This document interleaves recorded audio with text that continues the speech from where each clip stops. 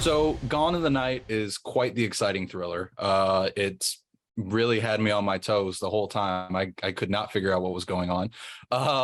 What about it, though, really drew you to want to be a part of the project?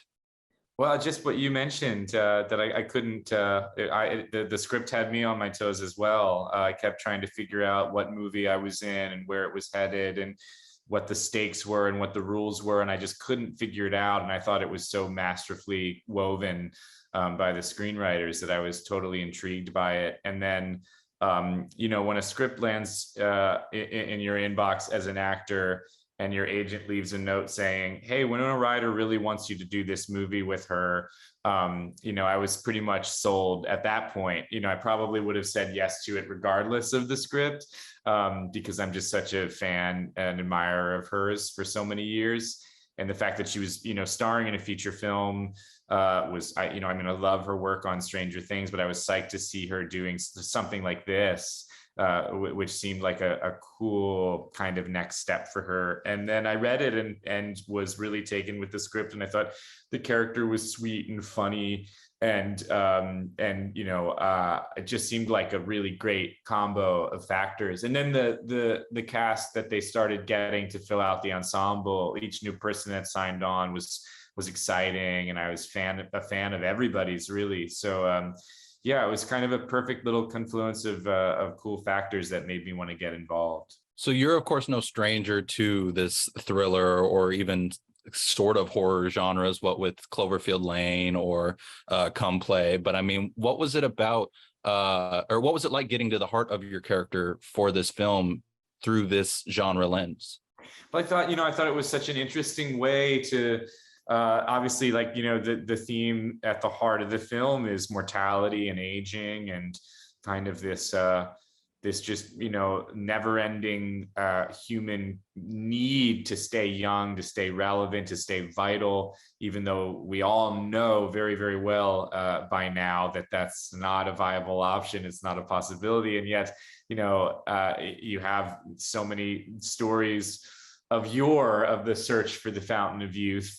And I just thought that this was such an interesting way to play with those themes, to do it in kind of a smaller budget, kind of inventive genre thriller, with characters that at the end of the day felt very real to me, even though we're dealing with kind of otherworldly, slightly larger than life elements thematically. I kind of bought everybody's motive, and I felt everybody's pain. It felt human to me, which I think is what I'm always looking for in the scripts that I get sent, is like, what's the real human connection? Themes are very interesting, but for me, it doesn't matter if you don't have characters that you care about and you want to kind of root for and you want to find out more about. And yeah, I just felt like this guy was so interesting too, because Max, the character that I play, is, he comes across as somewhat of a simpleton and somebody who just really is desperate to stay young and stay relevant at all costs. But I think there's a real vulnerability and sweetness behind all of that. And so I felt like it was, my job to kind of draw that part out, so that he didn't just become kind of a comic relief role or a caricature of sorts. So, since you mentioned the importance of the human connection in this film, I'm curious. You share screen time with plenty of your other co-stars, but Winona and Brianne are, of course, the two that you share the most with. What was it like building that rapport with each of them off camera before bringing it into each scene? It was so easy. I mean, everybody in this, it was such a dream ensemble. But I look to Winona, and that's somebody who I adore. I look up to her. I have for many, many years. Her filmography is so important to me, and her work as an artist is so important to me. And then she just couldn't be a sweeter person. They tell you not to meet your idols, but with a few exceptions.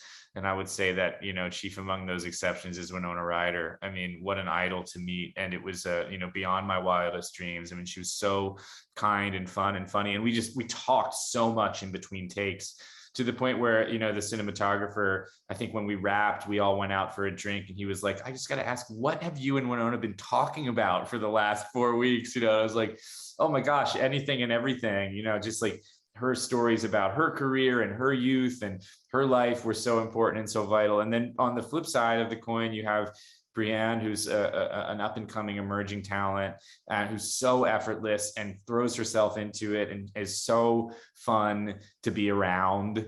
And I remember we were driving in the van coming home from filming one day from a location, and I was in the car with Brianne and Owen Teague, who plays her partner, and they're younger actors. They've already made such a name for themselves, but they're, you know, on their way up. And I remember just saying to them, like, man, you know, if every actor of your generation could have like your caliber of work ethic and abilities, then I feel like we're going to be in great hands for the future of screen acting, because I was just so impressed and taken by their abilities on camera and off.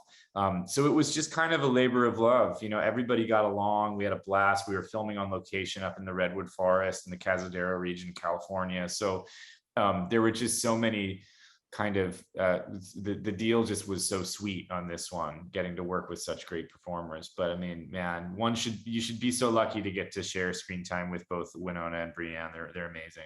Well, I couldn't agree more. I think they're just as amazing as you are in this film, as well as Dermot and Owen. And I really can't wait to spread the word about it. Unfortunately, that's all our time. I guess you got to rush off to the next one. Thanks. John, thank you so much for taking the time to chat. Oh, I clocked the Cloverfield right behind you there when we started. That's great. Well, thanks for having me. Absolutely. I wanted to have Come Play, but it hasn't arrived yet. So one of these days. One of these days. Maybe next time I chat with you, it'll be. I hope so. Yeah.